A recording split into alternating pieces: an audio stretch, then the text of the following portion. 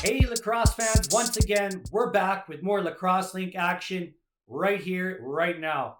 Coming up first, we got Marty O'Neill, the NLL superstar, the MIL superstar, NLL GM, and Max Lax founder and owner. So he's doing it all. And on the second half of the series, we got Bob Hamley of Panther City Lacrosse Club, the general manager. He lived right in my home in Saskatchewan. He's been all over the place, coaching, general managing, playing. He's done it all. So make sure you see what he's got in store for you coming right up next. Beautiful play, Aaron Gray Eyes. He is having himself a tournament. So he's definitely physical, athletic, and somebody to be watching for. In the middle, it just bounces off, but it's picked up and scored. And it's a ticket talking Mazda for the biggest. That's a comma and a comma and a comma. Gotta get it. Welcome, fans. Again, I got Marty O'Neill from Vancouver. If you don't know who Marty is, former NLL goalie, one of the greats, very acrobatic, fun to watch. I love going through the highlight reels and just reliving it. Former NLL general manager, and he owns and operates Max Lax lacrosse equipment, an entire line for goalies and players. So that's really cool stuff. He has been an integral part of developing box cross goalies in Czech Republic, bringing some of them over here to get an opportunity to play. And I'm curious to see where that goes. So welcome to the show, Marty. Thanks for having me, Tanner. So let's start with your career. I guess we both know we're both goalies. It's one of the tougher positions, but definitely one of the most fun and rewarding. What was your greatest challenge that you faced with the goaltending position, or what was the hardest part you found about being a goalie? Really just, I didn't play for 5 years, so my reintegration into the game at that level was hard, but at the same time, I think because I took 5 years off and didn't play any junior A, I didn't have that experience and it wasn't holding me back, or I wasn't hung up on things that I might have acquired at that level. I'll never know because I didn't do it, but I just had to sink or swim at the next level, and it didn't go well for a while, and then it just started to kick in. And I think, just because I was active in other sports a lot, it really helped just make that jump. And then took about 4 or 5 years of playing senior A before I settled into, not just happy to be there, but starting to really push myself and push different ideas in my head. And I think that's when it became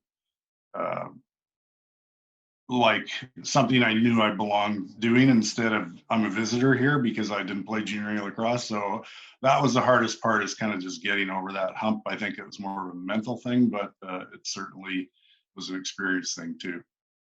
For sure. It is a mental game too, as much as it is a physical game, being a goaltender, right? And I also find it's very fluid. Like, you're constantly learning no matter what age you are. I find every time I get into the game, I'm still learning new things, right? Depending on players or situation, things that happen that maybe you haven't seen before. You add that to your mentality, and next time you see it, you can kind of predict maybe what's going to happen. And very fluid, in my opinion. Would you agree? Yeah, I would agree tenfold, because I've learned more about playing goal lacrosse through helping others than I did when it was just my own personal experience and I was playing. So I would say I've learned like tenfold since I've stopped playing. And sometimes I watch old tapes of me playing and just going, oh God, I wish I could go back and do what I know now, right? And all I can do is pay that forward a bit, and that's what I've been doing. For sure. I look at the same thing too. You look back at a highlight, maybe didn't play that one right? So yeah, that's sure. Even I tell the story all the time. My last game I ever played, it was a playoff game between Buffalo and Rochester. John Grant Jr. was a rookie. He shot 2 power play goals by me. I went down on one and I stayed up on the other. And if I'd gone down on 2, I would have stopped one. If I'd stayed up on 2, I would have stopped one. And I guessed on both and I stopped 0. So, you make mistakes right to the very end. You definitely win some and you lose some. So I guess talking about the transition, what was the biggest challenge when you transitioned from Canadian lacrosse, WLA, into the big leagues? Did you see a big jump in how things unfolded for you? It was just, so I was in the era when Canada was a 4x4 net. The NLL was 6 inches wider. So was a different style of game. Of course, you had to adapt immediately to the plastic stick, which kind of favored my skill set because I was active with my stick. So it came quick, and I'm going to pose the same question to you because you've experienced it with Canada and then going to play internationally. Is that I found in the NLL, because there was more net, the players took their shot sooner, or their eyeballs were bigger, or just, the read was easier in a bigger net than a smaller net. And again, it played to, I like to move a bit. So I wasn't just a step out and cut down the angle guy. So I found it almost easier, like in the summer lacrosse. And even when I went back after I retired and played some relief for Rob Cook for Delta Ladner Pioneers in Senior B, he went on holidays and asked me to play. And I had a hard time playing Senior B because the players just kind of take the shot. They don't pick the shot, or they're not as good or fluent at making it go where they want to. So they just kind of power it through you, and they don't know where it's going. So I found that in Senior A, even that a lot of guys just would just hit it as hard as they could instead of take the space that they saw, so to speak. So I found playing in the MILL way more rewarding just because it was more of a skill-based game, and it suited me. For sure. And then when you give them that space and they get wide-eyed for it, Yeah, right? yeah. Then you So got. did you find that at all when you went to play in Prague? I did, yeah. So yeah, I'm kind of an in-betweener, like a hybrid, I guess. So I like to be active, but I like to cut off angles as well, do both. And I did find that they get very wide-eyed for a certain spot, right? But I also try and cut off the angle and make it look like there's no room. Yeah. The big thing is if I was off on an angle because of the 3-inch bigger from 4.6 to 4.9, that can throw you off, right? So Sure. it was just getting that muscle memory of where I needed to be again and get back Yeah, in. and that awareness of what's over the net or wide versus what's in, and it's a little Yeah, because that 3 inches can mean a goal, how much right? reach So, they have, all that stuff. Yeah. for sure. So now moving into our next thing here. So you take your own experience into account, you develop max lax line of gear. And this is what I was seeing when I was in Europe, right? We've both been to Prague, such a beautiful tournament, but max lax is making a splash there, right? A lot of the goalies are wearing your equipment, and obviously that's pretty rewarding for you. So we can talk about max lax equipment, or we can just jump into the European lacrosse experience and what we've seen at the tournament at the Ales Hrebesky and what Sure. you see developing there. Yeah, well, I'll just on the equipment end, I'm just filling a need. I'm pretty active in the United States and now Europe, and I feel like that's a feature of the game. So I'm happy to be doing what I'm doing and providing, players and goalies with equipment. So I really feel like the possibilities are limitless there, and so I'm just positioned and happy to be in that spot, helping out where I can. So, with that said, the whole European scene is full of potential, and it's you and I talked offline about just the feeling around it, and it really feels right. It really feels good. It really feels more about everybody advancing, and it's inclusive. I mean, obviously the Czechs are kind of a little bit ahead of some of the people because they've got their own arena in the middle of their own town and they play all the time, and they've been playing for a long time. But thank God for that, because that's kind of like the epicenter of where everybody comes to play and enjoy the sport. And I think that spin-off is really starting to reach. It won't be long before we're going to a tournament in Germany, or hopefully England or Finland or wherever, Slovakia. It's coming, and I just wish it could come sooner because I'm getting old. That's exactly it. I'm excited. Like, it is fun to watch it develop and watch it grow. And if you fans who are listening right now haven't been to the Ales Hrebesky, find a way, get there, bring a team, whatever you can do, because Marty and I will both agree it is a tremendous experience. It's really special. So it's hard to describe it in words, but once you're there, you'll take it all in, and you'll keep coming back every year. You'll never want to miss it. So Yeah, it's a total essence of sport. It really is. There's camaraderie like crazy. Obviously, a different culture, and just the fact you're visiting Prague, and aside from lacrosse, you can go into the city and see all that history and beauty, and there's something there for everybody. It's just I couldn't believe when the first time I went, And it was raining almost that whole week. It was the worst week they'd had in 20 years. I left so excited to go back, and I couldn't believe that I had waited that long to go to that tournament. Let's transition back home. And given the state of box lacrosse here, what is your biggest concern here moving forward? Well, really, it's hard because whenever I talk about the Canadian game, I sound like a Debbie Downer, and I'm not. I'm not.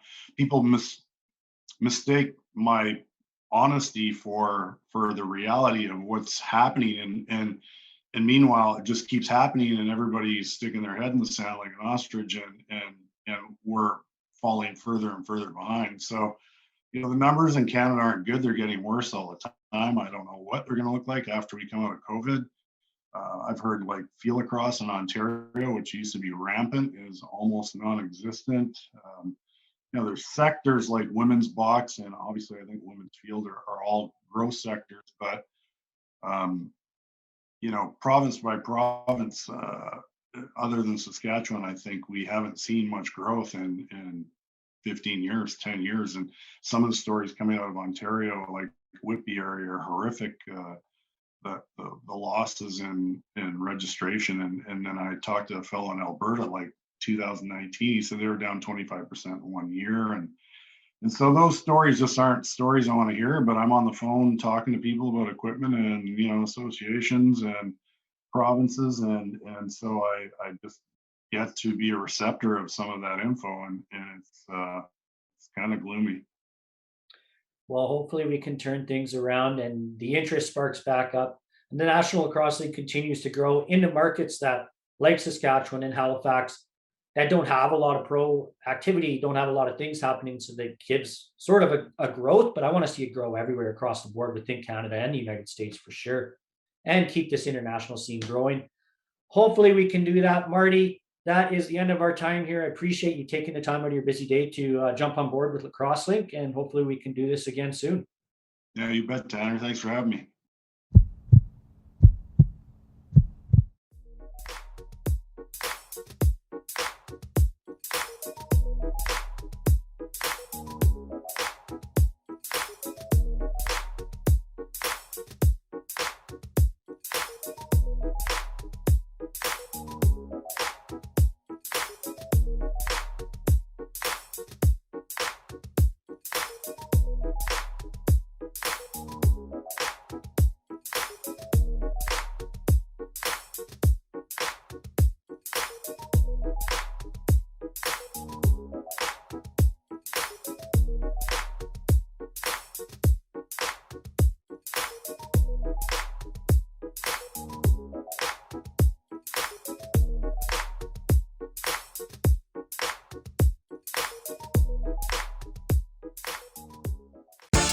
Joining me on Lacrosse Link is Bob Hamley, the GM of the Panther City Lacrosse Club. And Bob, it's got to be pretty exciting to have, it's been such a strange lead up to an expansion team with the pandemic and everything. But now finally on June 29th, you get to add 13 players. How exciting is that to finally be hitting that point?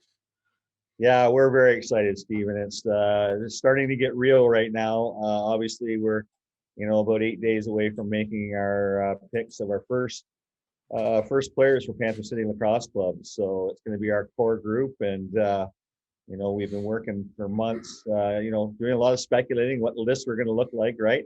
And so now it's real, and it's fun really talking with my staff every night about some of the players and moving forward and really getting ready for the season. But yes, coming out of COVID, it's been strange for everybody, of course, as you know, but we're excited to finally get going here. So leading up to the draft, like you said, you've had lots of meetings already to prepare. Now things shift a bit, but before now, part of it was general philosophy. You're looking at who might be available. I'm curious what you think is kind of the mix you want to aim for veterans versus youth. Obviously, a new team, you want a lot of young players, but right. Some veteran presence. Like, how do you feel the balance should be? Yeah, you have to have that balance. You just have to weigh what's available versus what's not available, and it's kind of like a jigsaw puzzle, really. As you know, in our game, Stephen, left-handed shooters, right-handed D, or left-handed D. It's you have to put that puzzle together. We've all been part of teams where maybe the best lefty got cut because we had to keep an extra righty, right? And so, all those things come into play. But if anyone knows my head coach and my staff, they're going to understand, what our team makeup's going to be like. Tracy was a warrior on the floor. I believe he's a leader off the floor, and he's really putting forth in that last few months, how he wants to see it. So I'm excited to see that finally, but it really is a little bit of a puzzle, and best player available too in some cases. And it's a balance of, best player from each team, but you've got to, like you said, you want to have a certain number of forwards, a certain number of defenders, each hands. And the one big question I think that comes up a lot is, how many goalies do you take? Do you take one and say, this is the guy we want to build around and we'll sign a backup or whatever? Or do you take two and think, hey, we'll play them both for the season and see who we really like, who pans out and play them? Have you had those discussions about number of goalies? Probably at great lengths. Yes, Yeah. Absolutely. Goaltending and lacrosse obviously is very, very important. So we've had a lot of chats, and there's some good ones out there. And everybody will find out next Tuesday what our plan is. But it's an important position, and there's a few good young guys out there, and we're certainly going to do our due diligence right up until Tuesday to make sure we make the right decision there. Now, you mentioned that you've been working on this and you're going to keep working on your picks on who you're going to be interested in taking right up till June 29th, the day that you make your selections official. And I'm curious to this point, how many times it's already changed who you think you might be taking, what you think you're going to do. Because you change one player from one team and it affects so many other things because of the balance and that we talked about. And I can tell you that I am doing a mock draft. Tanner and I are going to do a mock draft here on Lacrosse Link, and I'm doing one for IL Indoor. I've already changed 4 or 5 times. Yeah. We've you leave a call at night and wake up in the morning, you have a different thought. And there's so many variables right now, Stephen. Other GMs from other teams are phoning about players from other teams, and so there's that you have to weigh. And obviously there's some teams that don't want to lose players. So, you have to weigh all those, and we got to let it play out, and we have to be patient with it. But at the end of the day, if it's just 13 best players, it will be that puzzle put together. But yes, some things come up and some things don't. And, at the end of the day, you really try to, again, do your due diligence on every scenario that you're looking at. So, I think we've been pretty good with that so far, and thankfully we'll have another 7 days here to look at it. And when you look at it, you mentioned other teams with interest in not losing players and players they would like. And basically, we've seen 3 kinds of trades over the last couple of expansion drafts. One example is you have an expansion team, take a player that you're interested in, or another team would have you take a player and trade for him. An example, the Seals take Bryce Sweeting from Colorado, send him to Buffalo. They get Ethan Schott in a second that they use for Graydon Bradley. Another is you actually send a player to a team to not pick someone. Again, in 2018, Buffalo sent Zach Reed to Philly so that the Wings would take Vaughn Harris instead of Chase Fraser. A third is you take a player from a team and trade him back to them because they didn't really want to lose him, as you mentioned. So, Rochester in 2019 took Chris Wardle, sent him back to Colorado for Julian Garetano and Mike Mallory. They then sent Mallory to Vancouver for Travis Burton in a second-round pick. So I'm curious how those conversations are going with different teams. Like, there's just so many moving pieces. Yeah, no, absolutely. There's lots of dialogue. It's you just got to weigh the value versus with the return, obviously. And there's some dialogue, but obviously teams have a lot of players right now, Stephen. With COVID, they've gone through a draft class, and now they're going to be drafting again. So some teams are just staying pat and go ahead, take a player, and we'll try and figure it out from there. So there's all kinds of scenarios, like I said. And again, at the end of the day, we have one shot at this.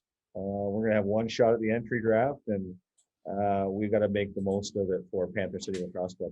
How much have you studied the last couple of expansion drafts to see what teams did? It's obviously a very different situation when it's not really a draft. You're going through and picking the 13 players you want. So nobody's going to scoop a player out from under you, but are there any lessons you can take from those Or do you have to look further back at when there was one team that expanded and see how they did?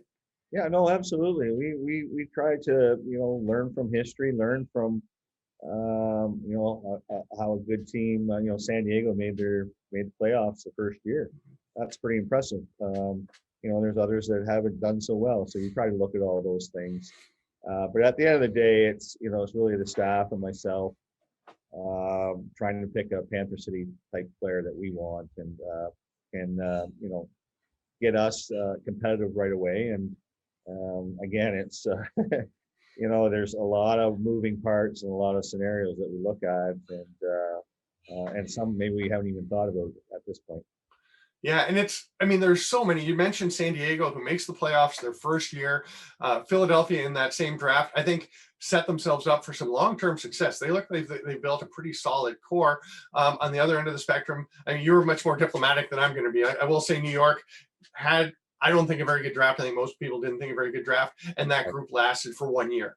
And how much pressure is there from Panther City for you guys to win right away, and how much do you have the runway to build a team that may take a while to ramp up, but is going to be long-term successful? Yeah, no, it's a great question. It's something we deal with every day. We want to be competitive right away. We're every lacrosse guy, Stephen, they're competitive as heck, right? And Yeah. we're no different. We want to be competitive, and we run through scenarios again. How can we do that without spending on the future? I look at some of the teams and how they've drafted in the entry. Some teams have won championships by how they've drafted in the entry draft. Look at Kurt in Rochester before their move to Halifax. A lot of that was entry draft, and John Arlotta in Georgia, same thing. So the draft's going to be very important to us too. So we're not going to panic, but at the same time, we want to push things along. I think me, Stephen. Patience isn't one of my strengths, so we're going to work very hard to be as competitive as quickly as possible. Last question. I think the one other factor that kind of you brought up is, you have the first pick in the draft. You also have at this point the first pick in the second round, which will be a relatively high pick. So there are some good pieces you can add there, and it's got to be nice knowing you've got that first pick. You could know right now. I don't know if you've decided at this point. You could know right now who you're taking first overall in September. So that can play into who you're looking at in this draft as well. Yeah, no, absolutely. The entry draft's very good. It's probably a good 6 deep, and that's without knowing, there could be some kids come out. But also there's some of those kids are going back for their 5th year. So that's, we haven't done a whole lot of talking about the entry. We know we have the first pick, so we'll be able to get whoever we want. But at the same time, just focusing on the expansion. You're right. It's the puzzle, right?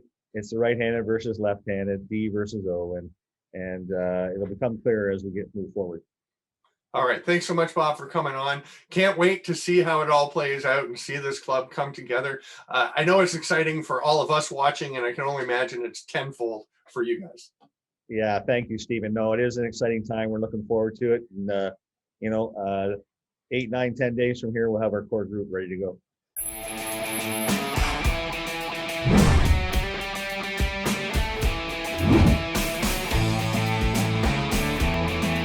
Hi, this is Jaden with Al Anderson Source for Sports. Excited to tell you that we got all our new lacrosse product in for this upcoming season. Whether you're playing box or field, our lacrosse experts are going to make sure we get you into the right equipment to elevate your game. At Al Anderson Source for Sports, we know our stuff.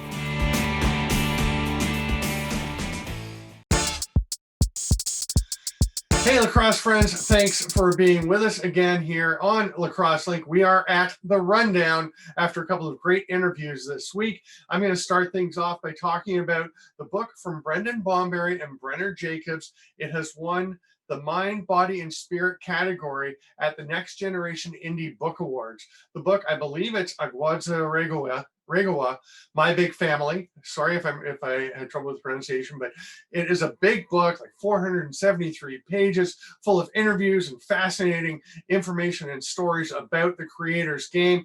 And Tanner, I remember being at the World Championships in Langley a couple of years ago and talking to Brenner, and he was asking me, hey, can you set me up with this person for an interview? I'm working on a book. And I was like, oh, cool, you're doing a book. Really neat. And I had no idea what was coming from those conversations. Some great interviews that they did. It's a terrific book, and it's really cool to see them getting these accolades.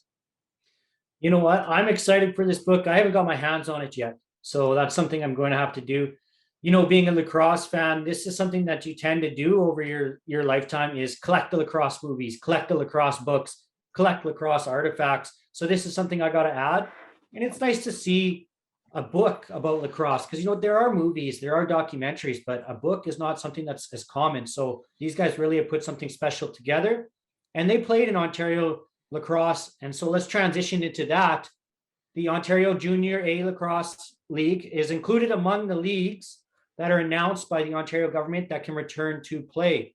So they announced on their Twitter officially, they are preparing for a season in July, which is really exciting. We're not sure what the format's going to look like, but they're going to debut a suite of events aimed at getting their players in front of the National Lacrosse League's eyes. Stamper? Yeah, it should be pretty fun, exciting, of course, to see these announcements. In BC, they've started playing. There were some games on the weekend that you could see a bit of, so go check that out. And Ontario getting going. I'm hearing some rumblings, don't know the details, but we will have a lot more news. It sounds like things are coming close to being ready to roll in Ontario.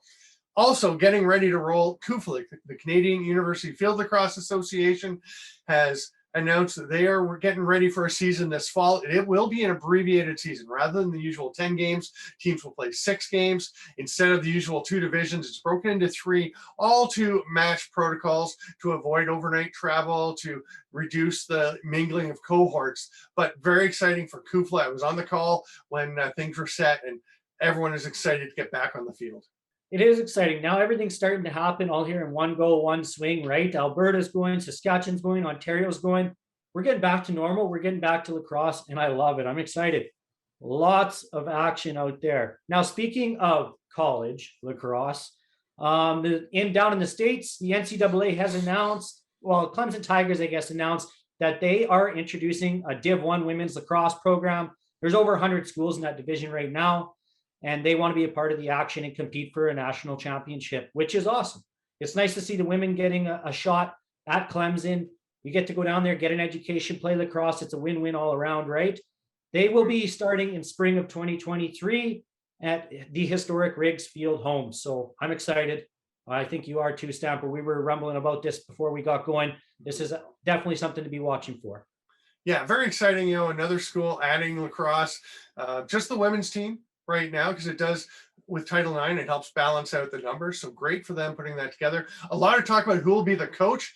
I'll put in my 2 cents and plum for Dana Dobie, a great assistant coach at Loyola, and someone you can look to see here on Lacrosse Link in the near future. A little tease for upcoming shows, but a lot of great candidates, and I'm sure a lot of excitement for that. See, I thought you were going to say you were going to put your resume in there. I'm going to put my resume in. I think there are a lot better coaches especially for a women's field team than me. Yeah, I'd be happy to help out any way I can, but I don't think they're going to be looking to me for help.